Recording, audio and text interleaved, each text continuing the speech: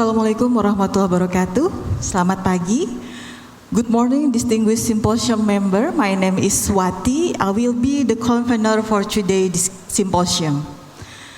Every day we interact with data, and this past year we have had some success in identifying, collecting, and utilizing data for the development and betterment of education.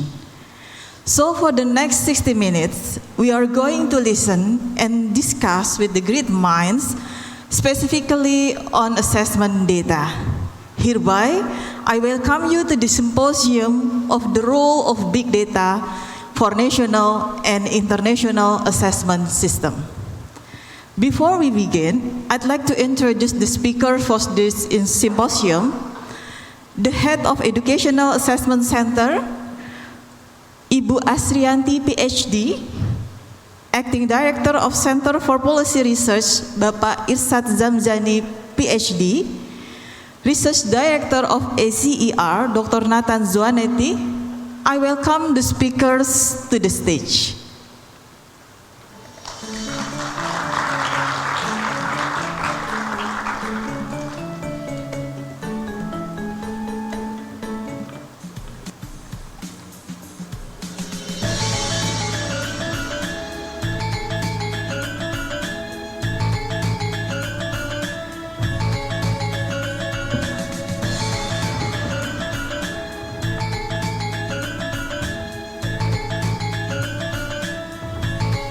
And joining with us today from Germany, please welcome our fourth speakers, Professor of Education Science, University of Heidelberg, Professor Nina Jude.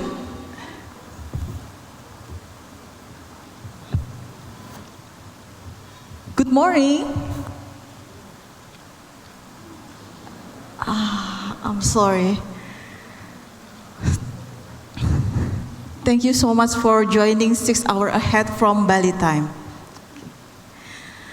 So, for the first round, for the first presentation, presenting National Assessment to Transform Learning, Ibu Asrijanty, PhD, is the head of Educational Assessment Center. She finished her doctoral in educational measurement from the University of Western Australia. Although she is my boss, but still the time remains 10 minutes. So please, Bu Yanti, the floor is yours. Thank you for the introduction, Bu Wati. I will be presenting in 10 minutes. Hello everyone, good morning. I'm very happy to be here to share with you the program that we have been working from 2020. Yesterday, Pak Nino has talked about national assessment. So this is one form of reformation, especially in assessment, national assessment. This is a new program, and this replaces national exam that we have conducted for about 18 years. So UN, national exam, UN, and now national assessment, the different only A and U, but the purpose is really different. So while, maybe we can see the next slide, please. Yeah, national assessment is this is evaluation program at school level. And if we talk about school in Indonesia, for primary, secondary, that's all around 285,000 schools that across the country. This is the subject for the national assessment, and the purpose is to improve learning. So we use data from national assessment to improve learning. So we don't rank schools. This is why when we give the result to school, this is limited access only for the relevant schools, not other schools that can see, unless the school willingly to expose the result to other schools. So this is to avoid the high stake for the assessment. And then the report on school level and district level, no individual report for student and principal or teachers. So, and then end of the goal, while we are improving learning, the end goal is for student, well-being student, well-rounded student. We can see from the next slide. Yeah. Okay. Yeah, the participant for national assessment, not only students, but also teachers and principals. For school, 285 schools that respondent or subject for national assessment, the student, we get a sample for students. Yeah, then all the students, that's around 7 million, that come from primary for grade 5, secondary for grade 8, and then senior secondary for grade 11. And the teacher, all teacher fill the questionnaire for survey of learning environment. And then for principal, for all principals. So in teacher and principal, the population that we are talking about, while for students, sample. We can see that 3 components for national assessment. There's assessment of minimum competency. In Indonesia is called AKM. And then survey character, survey learning environment. Basically, survey of learning environment is we measure factor that influencing learning directly, indirectly. Yeah? And then we can see from the administration side, for students, all using computer. And then they have this is like a standardized test. They have a schedule, they are supervised in class at a certain time.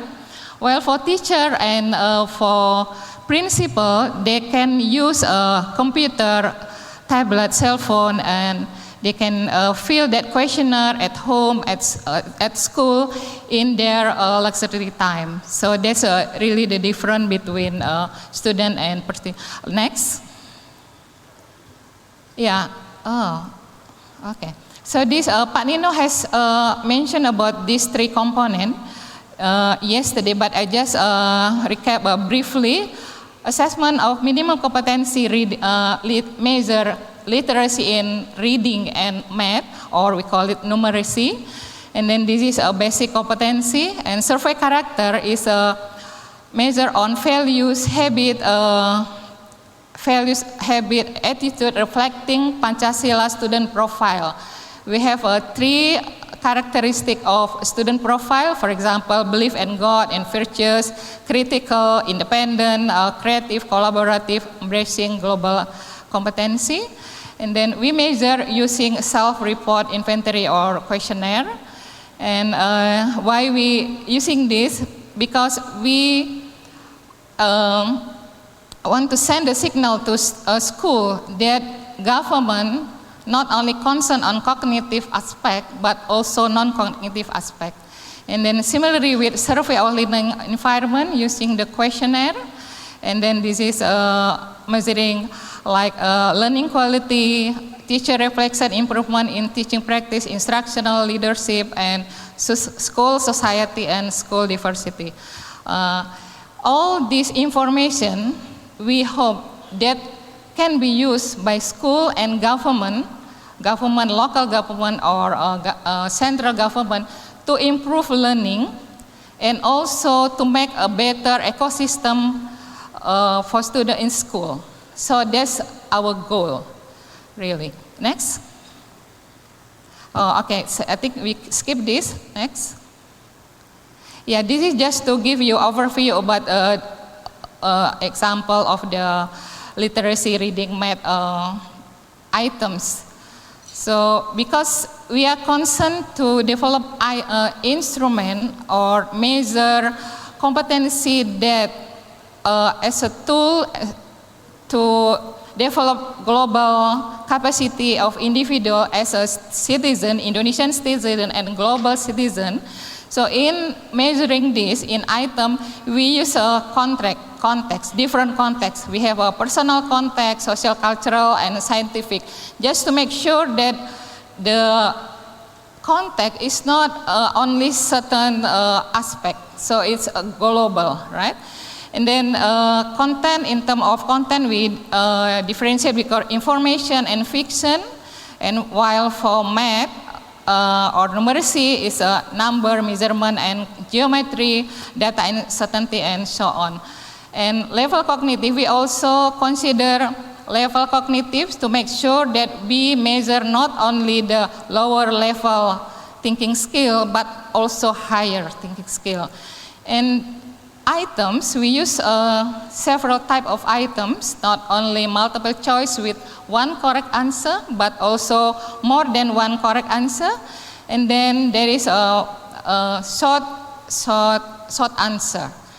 So this is the type of item, and then the way we arrange the item, that's need to be administered by computerized base.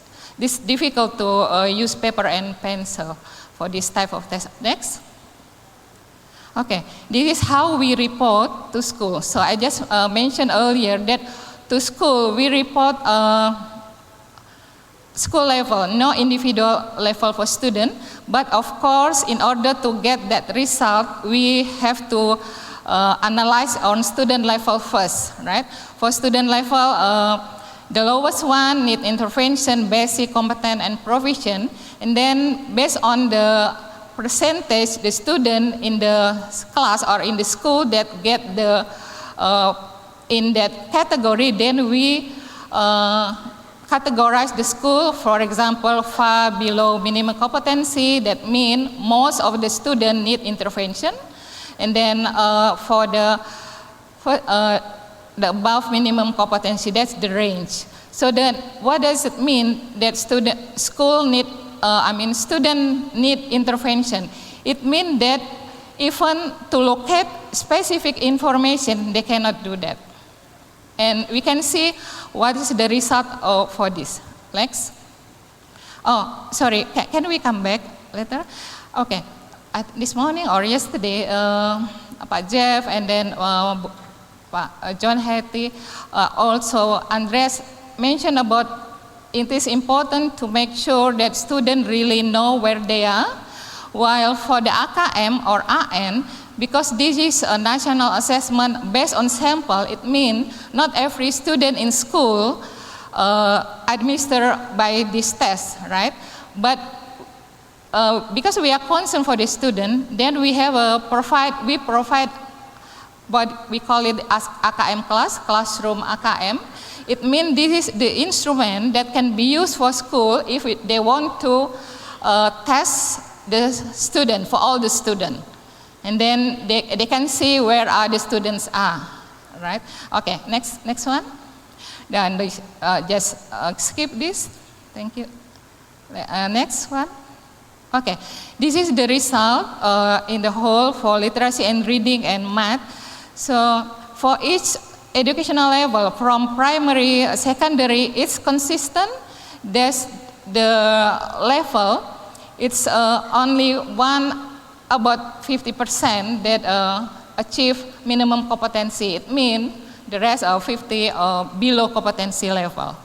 And then for math, there's a little bit worse because 2 of 3 students below minimum competency level. Next. The next level, yeah. This is, if we analyze, correlate between achievement in literacy and then the percentage of students achieve, the categorized in character, there is a positive correlation between character and literacy and numeracy. The higher achievement in literacy, the better categorized in character. So this means that really that we need to focused not only for the cognitive aspect, also non-cognitive aspect, because they are correlated. Then this is what we hope that school has to develop the potential of students, right? Holistically, all the aspects. Next. Next, yeah. This is from the survey of learning environment. We also get the result that teachers in Indonesia were considered better in providing effective support, but less in class management and cognitive activation. Right. So this is also provide insight what have to be done in order to make it learning better. Right. Okay. Next one. All right. Another result is there is significant difference perception of learning quality between students and teacher, while student perception is highly correlated to their achievement. As you know, we have the data from student perspective and teacher perspective, and then we analyze that.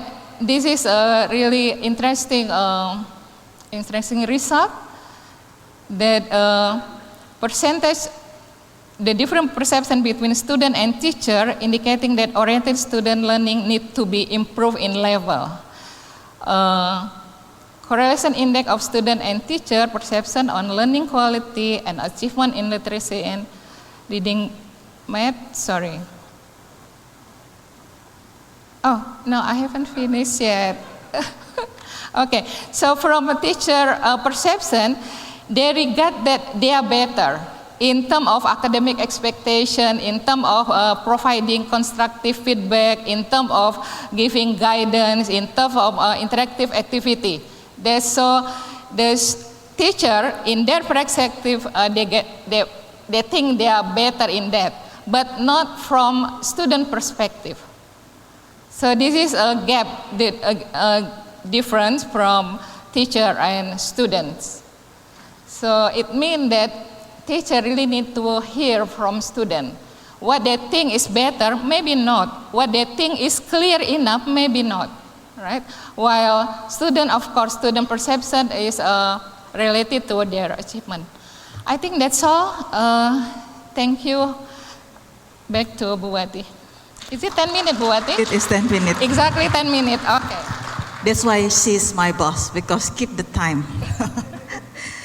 Thank you, Bu Asrijanty. And let's move on to the second speaker. Pak Irsyad is the Acting Director of Center for Policy Research. His expertise covers educational policy, educational sociology, and Islamic education.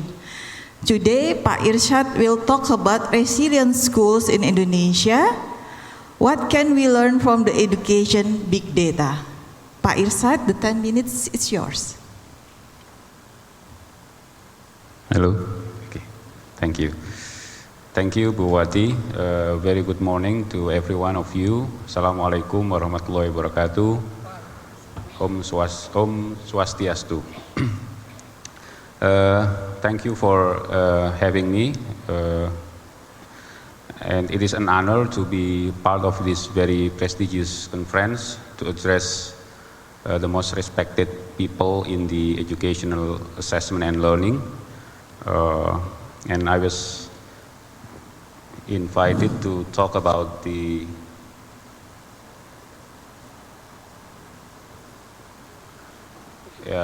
big data and its role to the education policy making. And next slide, please.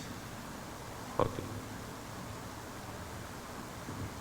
Yeah, and from our perspective, there is no such thing more relevant to this topic than the Rapor Pendidikan Platform or Education Scorecard, where the national assessment that Bu Asrijanty just presented before is making the most content of it. Yeah,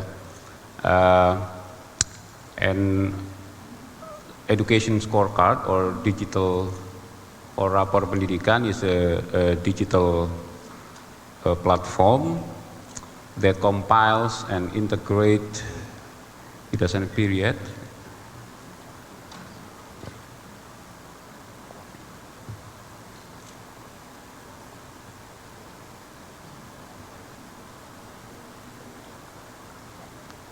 Yeah, right, before that, yes, this one.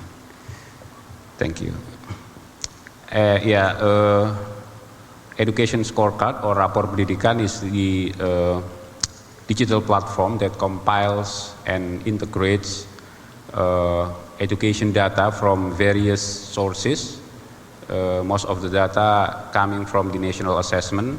It makes up maybe 80% of the data. And we also compile education basis data or Dapodik and other data, including the data that is organized by the Ministry of Religious Affairs, because we also assess madrasah, and including the National Statistical Agency data, because we also incorporate the data from Sakernas, because we have the vocational education school, and we want to monitor whether they are the graduates are employed or not. And this data is organized and analyzed based on a certain analytical framework of an effective education service. The result will appear, as you can see in the slide, the result would appear as an education profile that provides a comprehensive report of the education service quality at the school and the local government level, as well as the education scorecard itself, which is composed of selected indicators from the profile that the government used to measure both school and local government education performance when the delta of progress is available.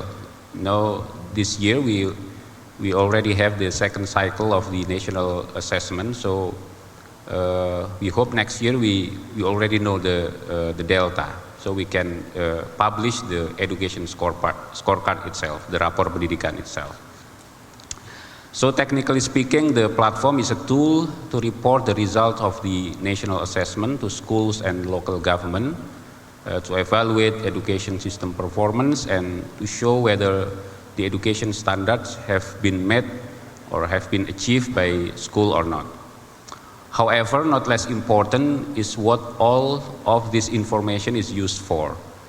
As I show you in the slide here, the data in this platform is used as means of reflection so that schools and local government can formulate policies and programs that focus on addressing the real problems.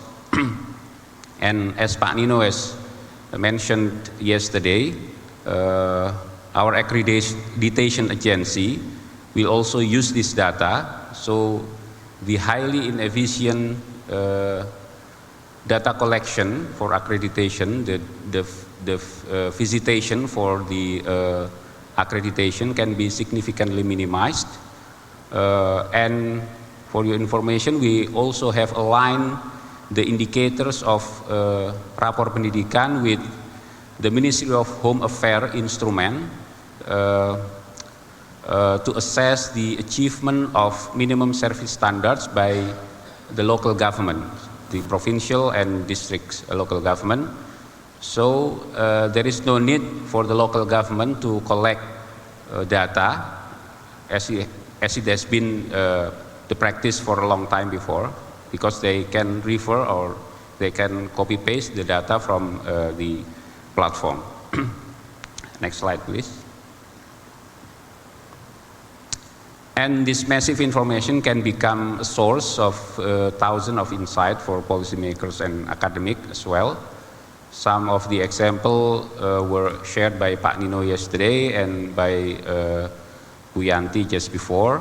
But another example that I want to share is an insight about how a small number of students and schools keep demonstrating impressive learning achievement despite having bad times with their socioeconomic life. Students and schools who are punching above their weight or the situation we refer to as the academic resilience. And I think this topic is very important, more particularly nowadays when everyone knows that how it's been like to have such a sudden, unanticipated crisis that badly hit our very establishment, including our education. In times like this, we need resilience to survive and keep ourselves intact. And as we will see, we actually have people and institutions existing in our system that befriend what we call a crisis in our normal sense.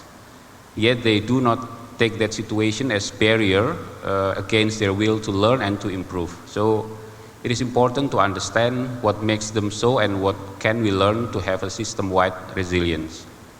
Next slide, please.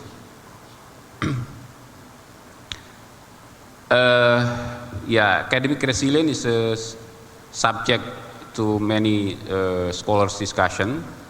To make it short, we can say that resilient students are those who are able to excel and achieve optimal educational outcomes in spite of their difficult condition. Whereas resilient schools are those that have limited resources but are able to demonstrate responsibility for creating an environment and learning tools that support all students, especially those who are socially vulnerable to be motivated and to achieve. Next slide, please. We can skip this slide. Next slide, please. For the sake of our discussion here, I'd like to contain the definition of school resilience here by adopting the national examination, national assessment indicators. So the resilient students here defined by those from the bottom 20% of socio-economic index who meet the minimum standard of competence in literacy and numeracy combined, while resilient schools are schools from the bottom 20% of the socio-economic index whose students mostly meet the minimum competence in literacy and numeracy, and at least 50% of them are resilient students. Next slide, please. And as the data show, and it's already shown yesterday by Pak Nino as well,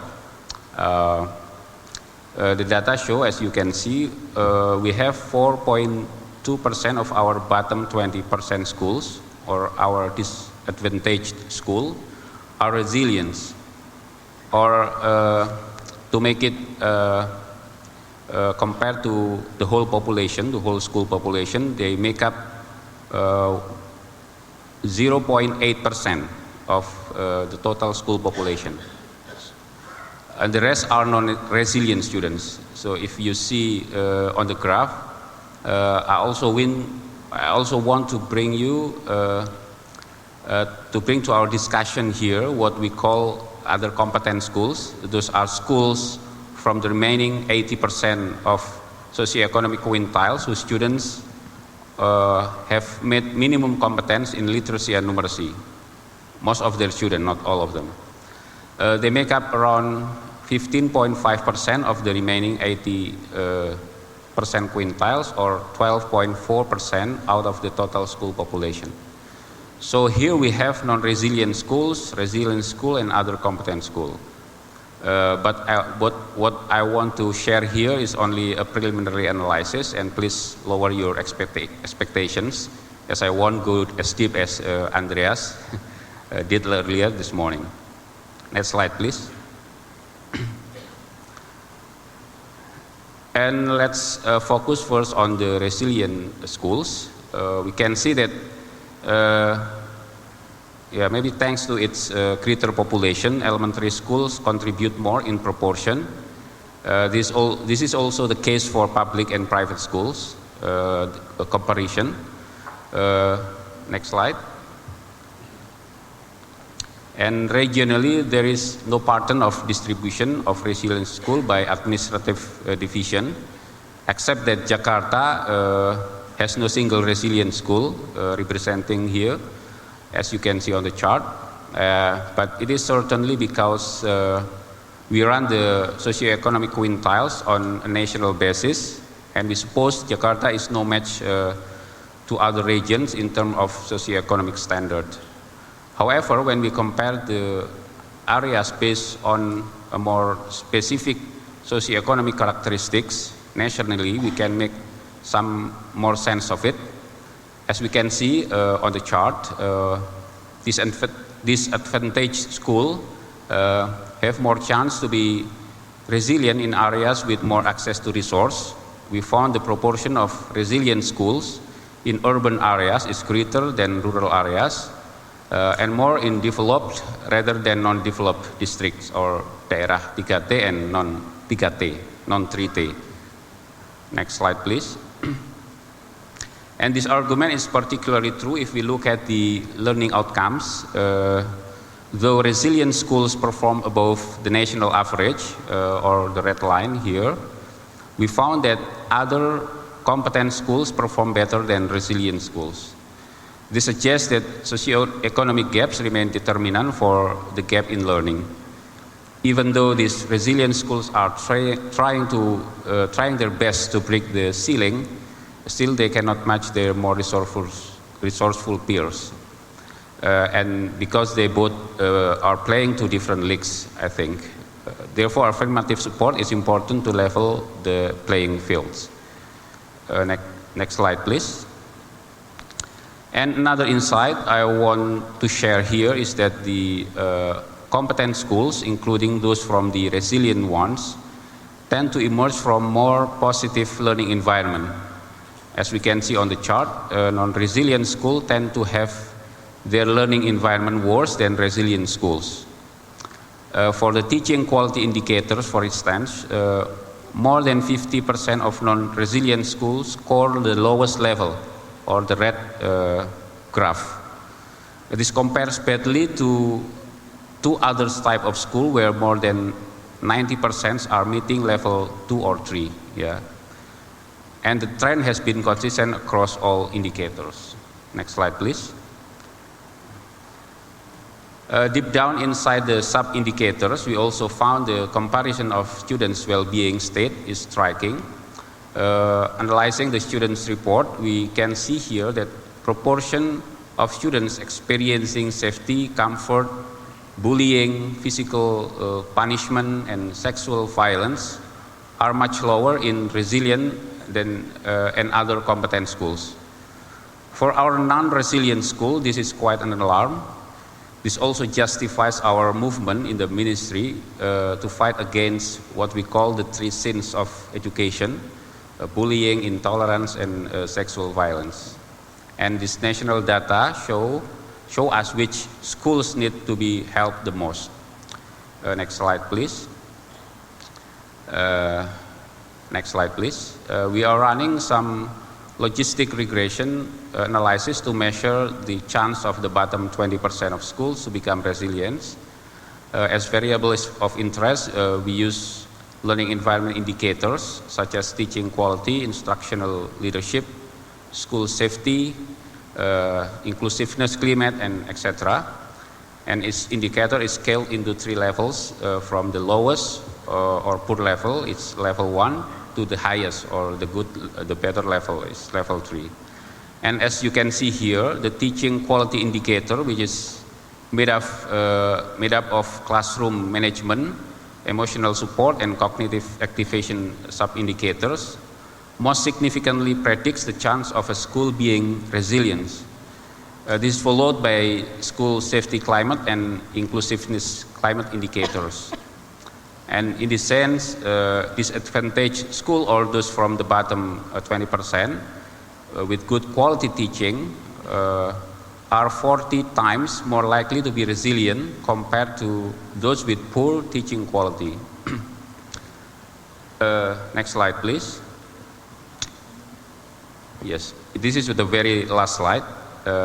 And I want to share some preliminary insight from our discussion here about resilience. The first insight that since the access to resources remains essential, at least in our case in Indonesia, it is also important to affirmatively support these resilient schools so that they can catch up with their other competent peers. The government can incentivize the improvement in resilient schools more than that in higher quintile schools. Second, non-resilient schools have been observed as a non-conducive environment for children to learn, and these are schools that need the government's assistance the most in combating three sins of education as well as in improving overall learning quality. And currently we have our teams down in the field advocating evidence-based planning to the government, to the local government and schools as part of the scorecard initiative, and this kind of information will navigate them to what needs to be done. And lastly, we know that resilience needs to be built as a system-wide quality. So we learn from the data that once every school has these minimum characteristics, we can have a system-wide resilience to survive any crisis and disruption. The first quality is teaching quality, one that is engaging, innovative teaching and motivating students to improve, and very adaptive to student needs. And second one is safe school environment where students can learn comfortably and enjoyably. And the last one, the third one, is inclusive environment where everyone in the schools feels included as part of the community, treated non-discriminatively regardless of his or her cultural, gender or socioeconomic background, and is helped with his or her specific needs so he or she can fully take part in a meaningful learning like others. Thank you. Back to Bawa. Thank you, Pak Irsyad, for an inspiring presentation. And now joining us from Germany,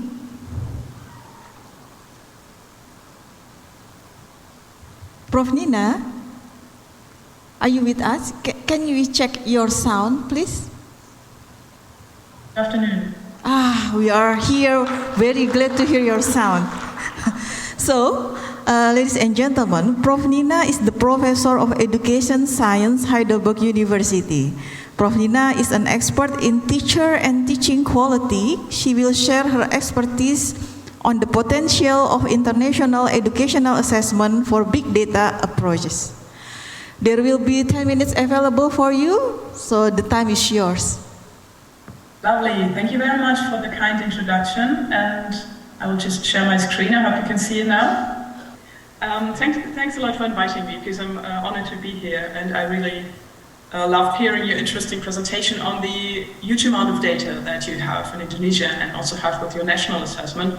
So my presentation is more like on the international perspective on large-scale assessment.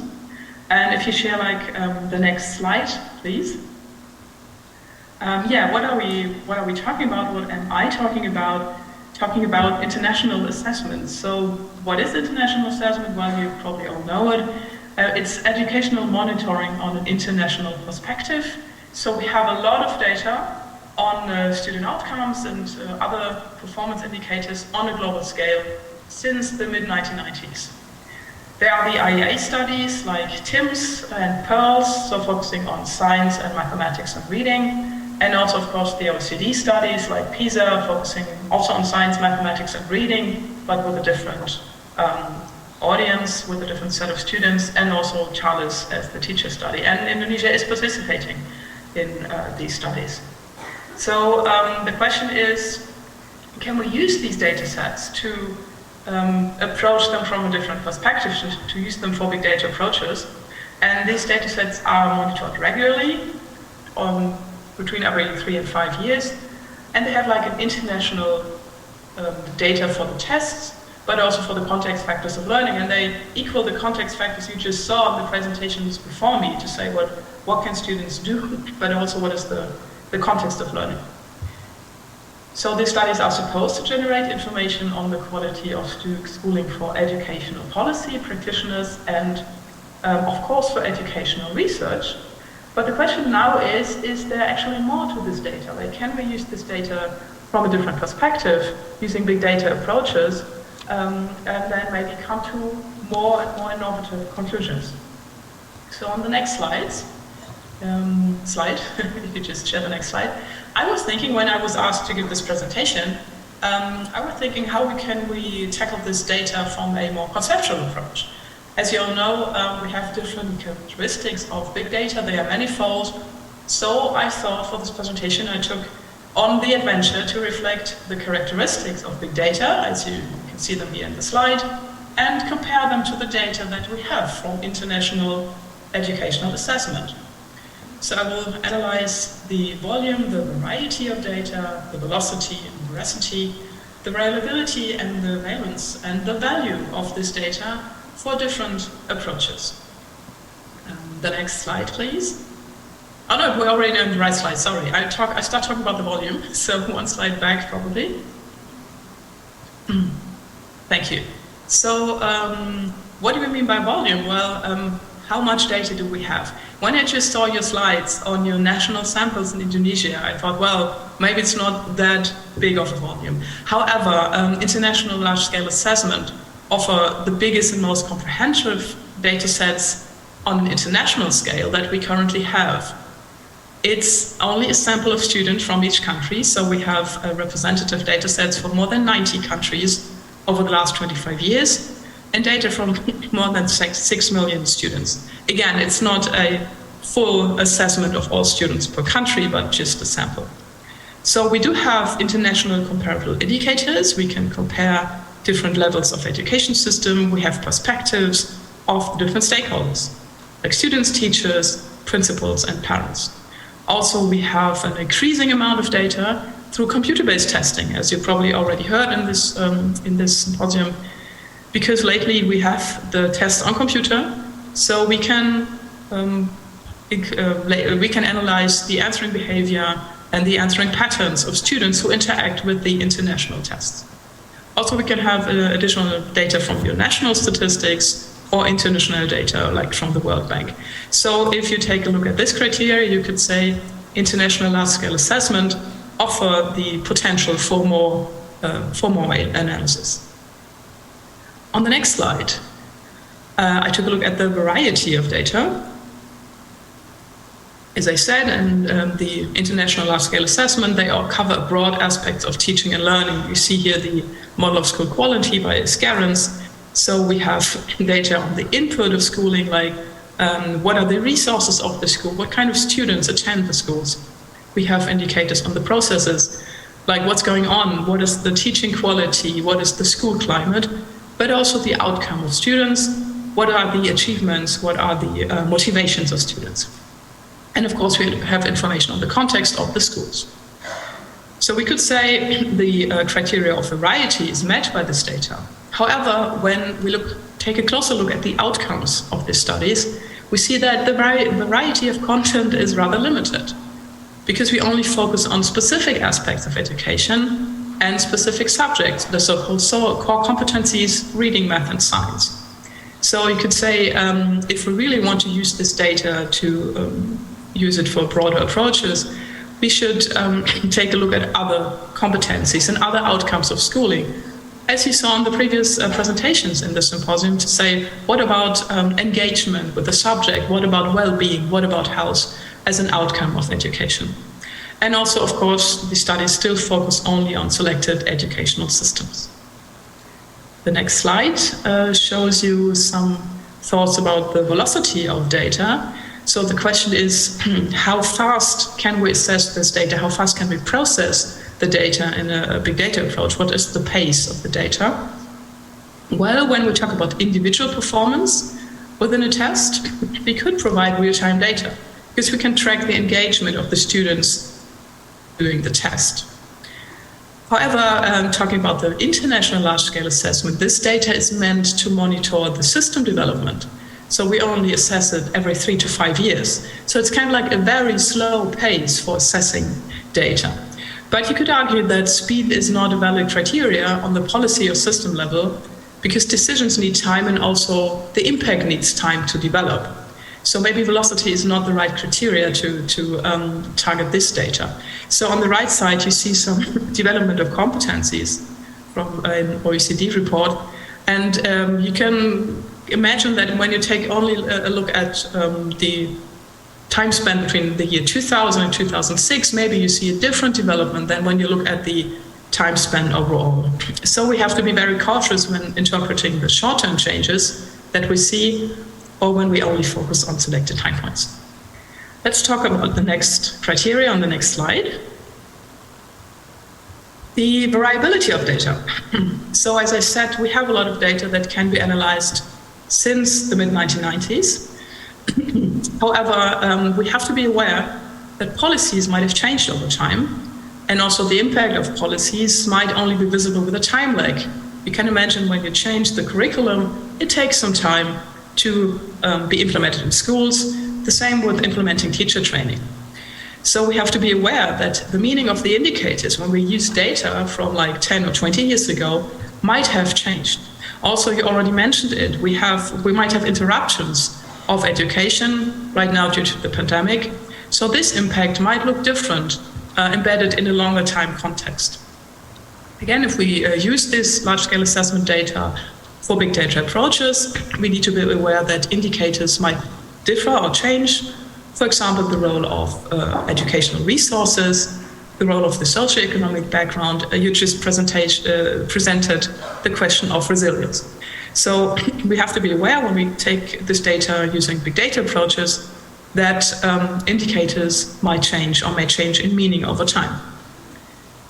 We have the next slide, please, on the balance of the data. So what potential do we have? You just presented the ideas of connecting data sets. And of course, you can use these international data to connect them to national data, or also you can use different international data sets to analyze them all together.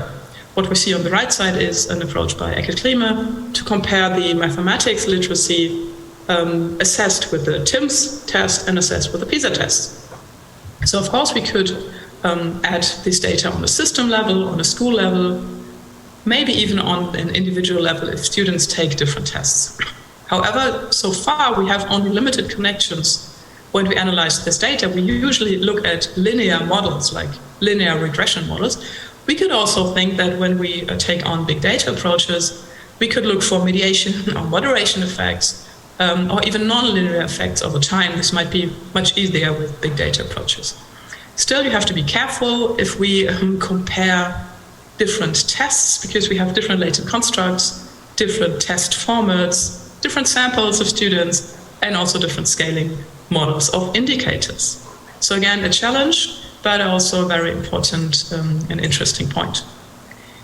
The next slide, please. This is the question of veracity, like how accurate is this data? You know that when we assess on different levels, we have different intention of using the data. Large-scale assessment is meant for educational monitoring on a system level. So if we now use this data and interpret it differently, let's say on an individual level, we would run into the question of validity. And if you go for the big data approach like learning analytics, you can easily measure the progress of an individual person, individual student. However, a learning curve might differ for an organization, like how does a school learn? How does an educational system learn from this data? So we have to be aware that this kind of data focuses on the system level. And if we interpret it on the individual level, it might be inaccurate because we have different groups within schools. We have different variants within the school groups. Also, we might not be able to compare all measures between countries. And also the meaning of a latent construct might differ in educational context. For example, if we have a tracked school system or non-tracked school system. So on the next slide is maybe the most important goal or the most important criteria of big data approaches. This is the value of data. What kind of value does our data actually have? So my argument would be that international large-scale assessments offers one in a kind of educational data, because those are the only data sets that really have international indicators for a broader policy on a global scale. And you could, for example, take the Sustainable Development Goals that all countries, all nations are working for, and you see Goal 4, which is quality in education. So you can use these kind of tests, of course, to follow your progress towards the Goal 4 to achieve quality in education for everyone. So the question is, how can we build data literacy of the different stakeholders? So how can we teach schools to use the data? How does policy use the data?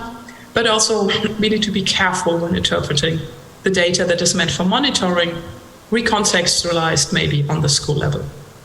Again, the value is very high, I would think, but also we have to be to account for country-specific phenomena.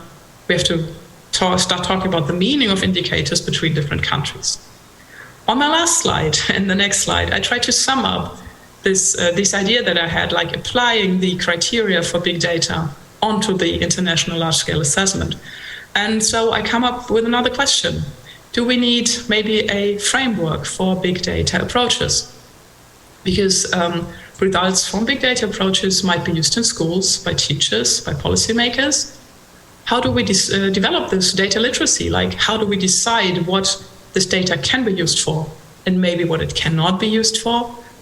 On the individual level, maybe we have easy implementations on how students learn. But on a system level, it might not be so easy to decide how an educational system learns. What you see on the right-hand side, those are frameworks from the PISA background questionnaires.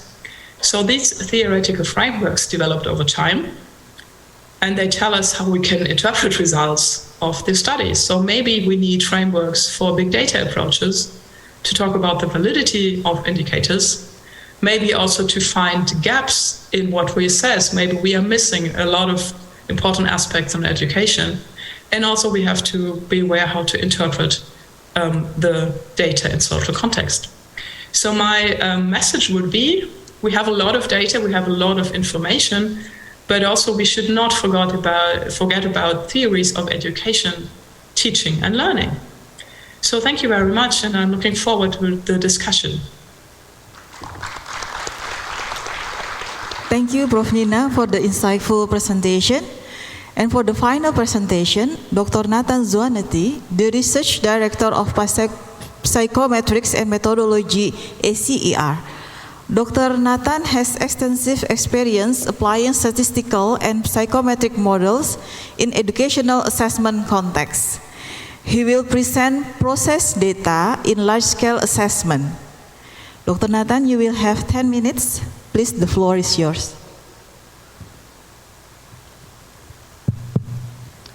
Firstly, thank you very much for this opportunity to speak on big data.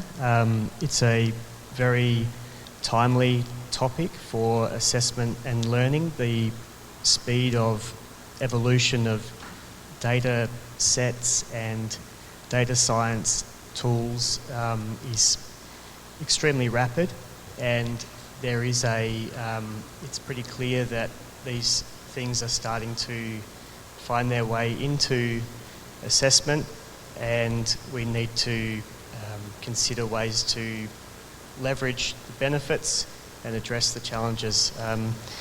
I think as well I'd like to thank the other speakers on the panel for setting the scene, because big data, it's already pretty clear, there's a lot of variety. You can have large system level data sets, and as Nina alluded to, there are also different levels of big data, and one of those being the process data, where we can look at the patterns and behaviours of students as they work on assessment tasks. So that's what I'll be focusing on in my 10 minutes.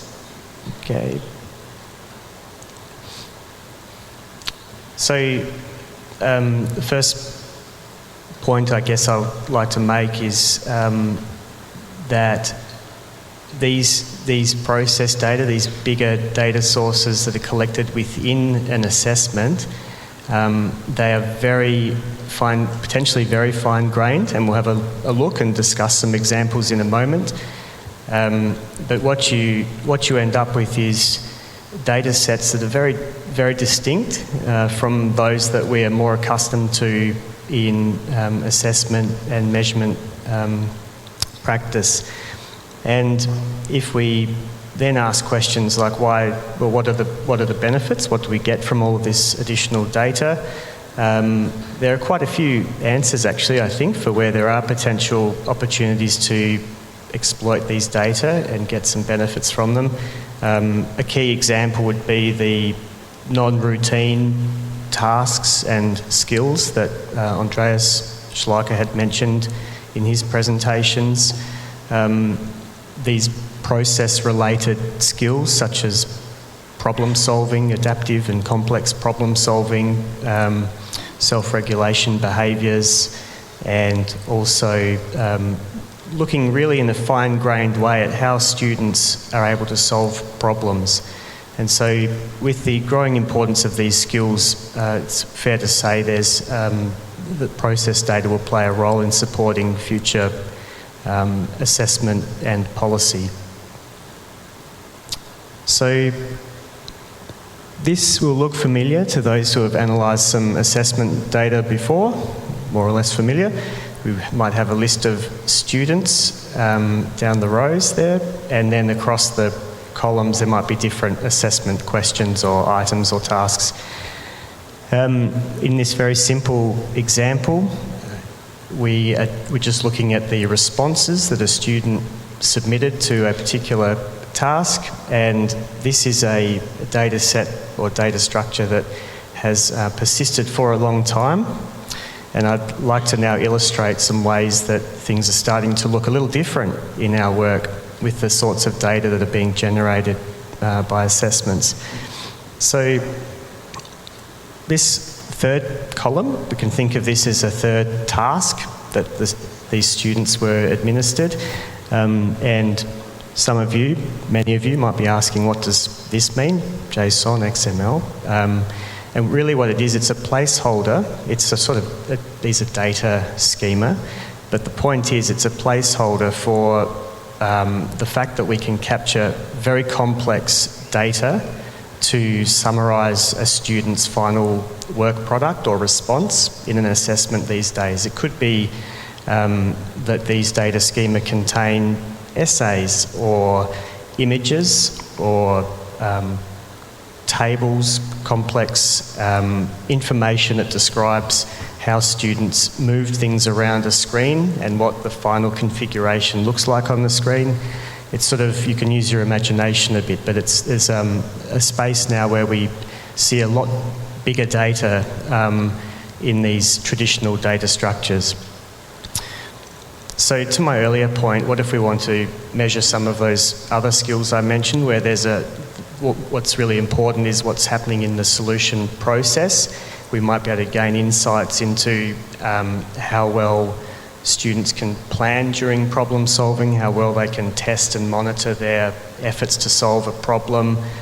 So we open up some really fine-grained inferences on cognitive and also metacognitive behaviours. But how do we do that? We need to find out things like, how did the student get to that answer of A that they submitted? So we can have a look, and this is all illustrative data, just sort of fictitious, but I want to just try and make the point. So things are now a lot more complicated, right? And we're not even at the end yet. But the point is that that student, the very top corner, who may have submitted A, that might have been a multiple choice option in a task that they did. That task may have actually required them to do some exploration, to generate information, to build a model, test a hypothesis, move things around and sort of explore a problem space, and they may eventually arrive at their final answer A. And if what we're measuring is focused on some of the efficacy of some of those processes that the student used to get to their answer, then we do need to look back at this, this log. Now I should probably describe it very quickly. So basically what we have is every time the student clicks or drags or drops or types or selects something in a complex task interface, that's being recorded in a data set, and the timestamp of that event is being recorded, and we might record complex work products or responses along the way as the student works to solve this task. So that's getting pretty complicated. And here's a list of things that, now these are not all of these. I mean, in addition to clicks and drags and drops, a number of these things could conceivably be found in a large-scale assessment. Others might be a little way off or used for other validation purposes like eye gaze studies,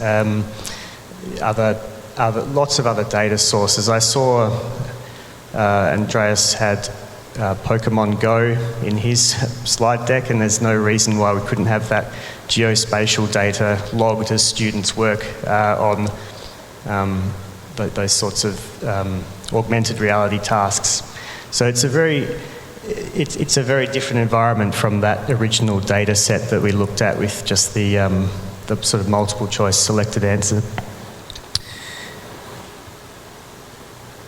Okay, so just by way of illustration, what do the next steps look like? Also, I should say I'm doing this back to front. Usually you would start with some description of what you're trying to measure, what progress looks like, and then the implications for task design, and we'd be much more theoretical about this, but I'm really just, in the short time I have, digging into what the data can look like and what we do with it. And so we're starting to summarise these rich logs of data and pull out indicators or codes that might be relevant and meaningful and informative about what we're trying to measure, what we're trying to infer. And so we see examples that are quite common in the literature to look at things like time to first action. That's just how long did the student take before they started interacting with the interface. Are they spending some time reading and thinking, or do they just jump straight in? So there's a lot of micro-level data points that we're trying to grab out of these process logs. I'm guessing I don't have too much time, so I'll go pretty quickly. So just some other sort of summary points, I guess. These data, yes, there's a huge validity question, and you have to use them correctly and build tasks to elicit the correct types of log and process data. But if you do, then you do get a chance to make observable quite detailed strategies and behaviours as students are working through these through complex assessment tasks. And as I've mentioned, that might allow you to tap into, measure and report on important skills. In fact, it's so easy to collect things like the click, drag, drop, the timestamps these days in computer-based tests. You sort of might as well do it. And you can use it for a variety of data cleaning and quality assurance purposes as well. So it's actually a growing area to kind of exploit this data, even when it's a byproduct and not really central to what you're trying to measure. What this complexity is inviting is much more, I think, sharing and borrowing of techniques from the broader data science community, if you like, and there's definitely an increase in machine learning and natural language processing now, and the interface of those techniques with psychometrics is another area that we're obviously watching closely, and it's a growing area of research and development. I think potentially quite relevant to this conference theme is the idea that with those logs and that process data, we can track and evaluate as students are working. We can determine how far their solution is from an expert solution or a goal solution at any point in time. Things like this are really quite valuable, and if you think about the potential in the future, that integration, that blurring of assessment and learning type systems, to be able to potentially intervene with feedback or change the task, etc. So these are some of the some of the points I think that try and capture the current changes that are underway and accelerating. Just check how many minutes I've got left. Thank you, Dr. Have I got Nathan. much time left? Sorry. You still have 2 minutes. Oh, fantastic. Thank you. Actually, yeah. Okay, good. So I do want to return to the point. Now, this isn't sort of a depiction of how data sets now look like. It's not that nice little table of A, B, C, D. Some assessments can very easily generate huge amounts of text in these JSON or XML schema that I mentioned. And so it's another matter, I guess, to comprehend this, how best to parse it, to work with that data, to get out of that data things that are relevant and that you hoped to get out of it to be able to carry out valid measurement. So I think that is worth being aware of. There's a big validity question, how best to use these sorts of big data that are being collected during the assessment as students work on it.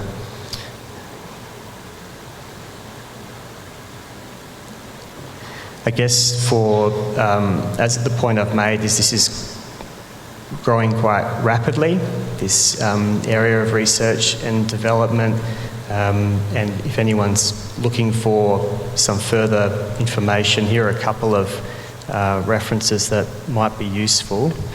But otherwise, I think that's it from me, so thank you very much.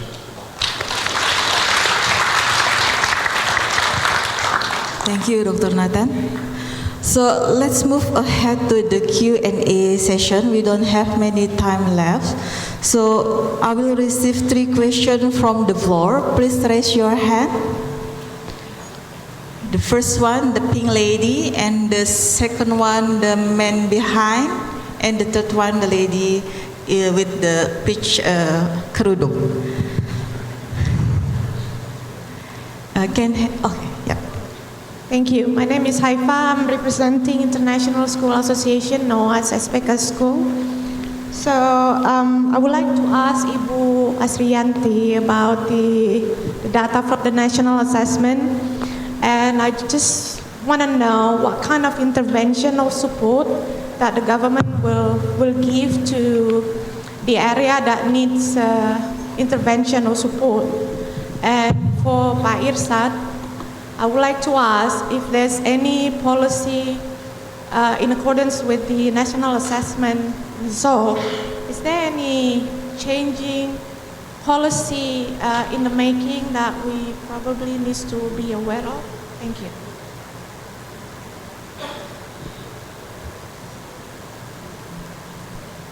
Okay, the second question. Yeah, thank you. My name is Irsyad Zamjani. Actually, they are my friends.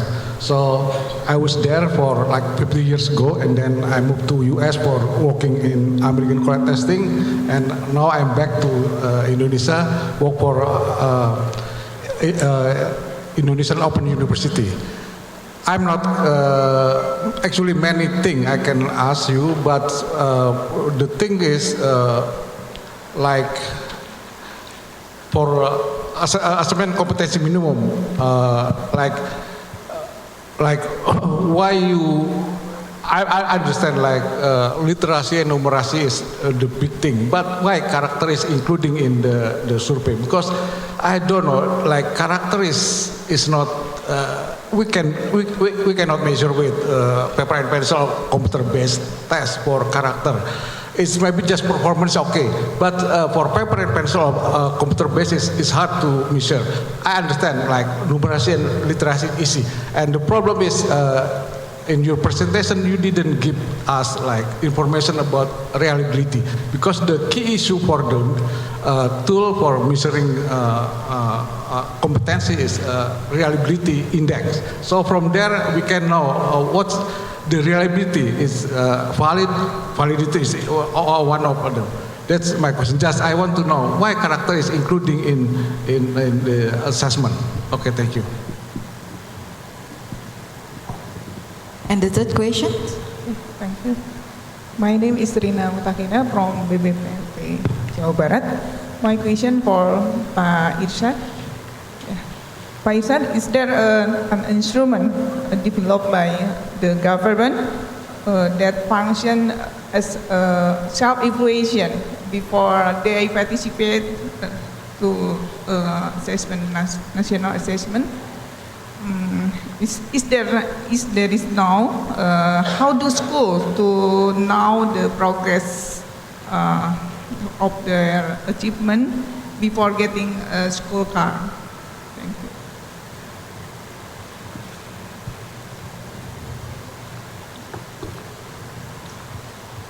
Okay. Thank you for the question, Bu Haifa, Pak Heru, Bu Haifa, and all. First of all, that's ministry have the program that's to follow up this national assessment. We call it perencanaan berbasis data. What is it? Plan-based data. And then ministry have a team. So this is a perencanaan basis data at school level also, and also for district level. So we are working on that. Yeah, we realized that the time when we publish the data, the result of AN, that's on April. And then the second one, the national assessment, the second one just finished for SMA, SMP, but next week for SD. So there is a very short time for school to utilize this national assessment result. We realize of that. But we are working, then we hope that at least what we measure, what are measured in national assessment, that's have an impact how school change, how they teach, how the learning are conducted. That's what we hope. And especially for sekolah satuan pendidikan kerjasama, yeah, we realize that not all students are relevant as a sample for national assessment, but we still hope that the information, the data, that other data can be used for school to improve. For example, the data from learning environment, perhaps, even from student, maybe we don't have as much data as other school. That's what we hope. Yeah. So it's really depend on school how they can use that. But again, ministry working on that, how to facilitate, and then by providing the guidance, and also later on with some like training. Pak Heru, Pak Heru is our old friend. He's our senior and just come back from overseas through 3 years time. Yeah, Pak Heru, why we include character? Because we need to give the signal to school that character or non-cognitive aspect or social emotional not achievement, right? Yes, okay. Social emotional aspect are important as well. So that's the message that we want. True, character is not easy to be measured. And then we think that it's best measured by observation. But of course, for large-scale assessment, we cannot do that. And then, so that's why we use this self-inventory report. So this is based on individual report. And the result and the validation, of course, that depend on how truthful the respondent answered that question. in responding your question about reliability, I'm sorry I cannot provide now, but I think in short time, our colleague will provide the technical report in our website in Pusmendik, and for all the survey character learning environment, also AKM, then we can see the index that you asked. I think that's a help. Thank you.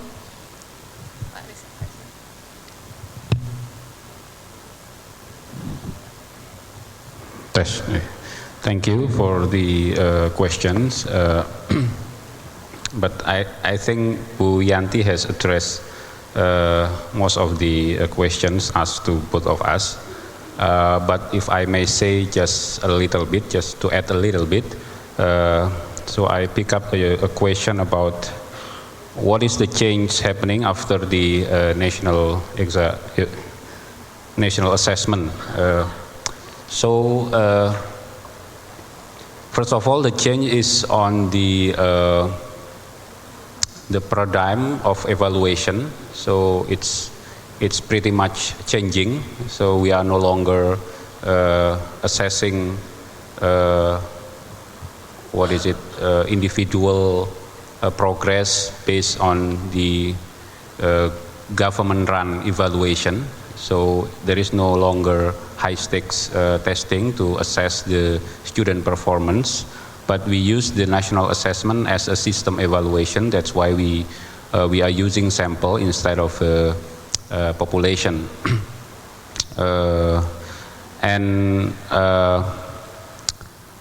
After this assessment, after the national assessment, we hope that the local governments, the school can use its result to reflect on what's the problem of the problems that they are facing in their respective areas, in schools or in the local government levels. And currently we are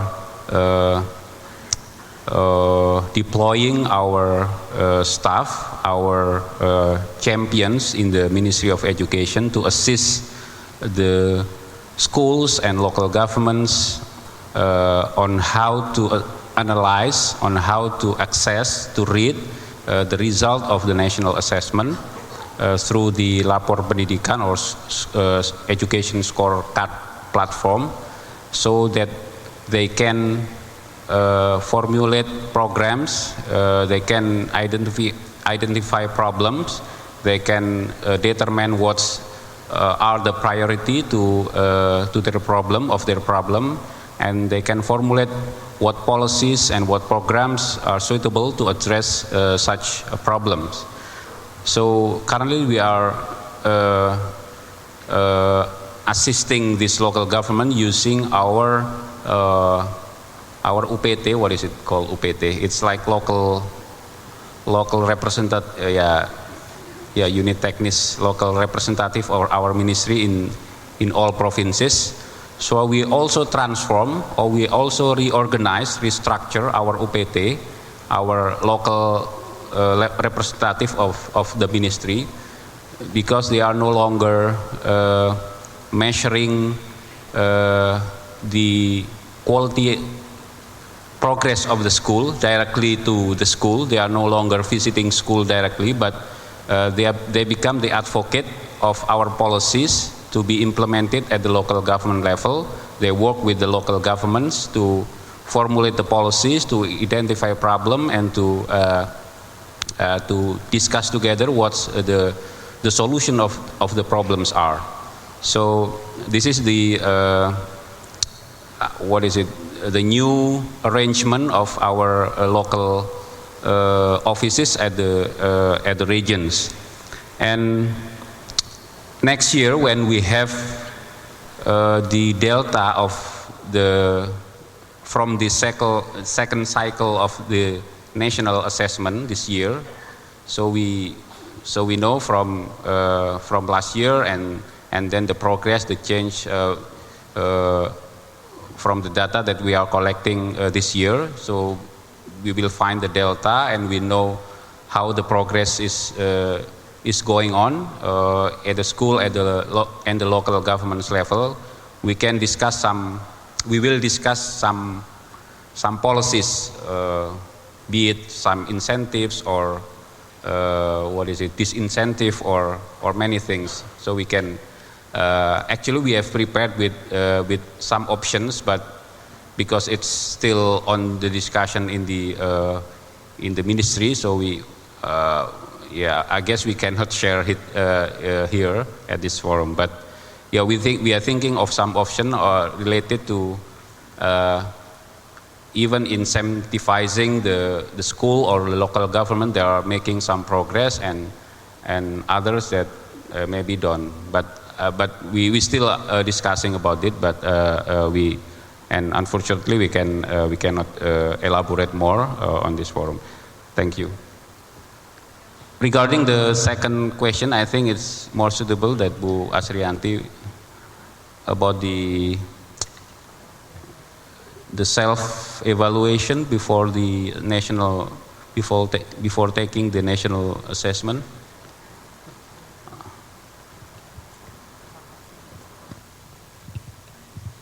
Yeah, Bu Rina. Yeah. So now we have a national assessment that ADS, right? Evaluasi di sekolah is no longer needed. So this is the purpose of national assessment actually, to have a comprehensive tools for evaluation. So we don't expect other things. I mean, the last tools that we don't need anymore. Yeah. So the all evaluation use national assessment, because as can you see, the aspect that measure is huge. So many indicator, and then that's it's not only about student achievement, but also about teacher, and also about school environment and all other things. And in rapor pendidikan, as Pak Irsyad said, that basically the main source of data from national assessment, but in addition to that, we also use data from other sources like Dapodik. So these all really big data. Thank you. Because we already end up the time, and we apologize for the delay of the break lunch. So I won't give any recap of the session. I thank Bu Asrijanty, Pak Irsyad, Dr. Nathan, and Prof Nina. Thank you so much for joining us. So I think it's a very productive session. Give a round and big applause for all the speakers. Thank you, everyone. I hand over the agenda to the Master of Ceremony.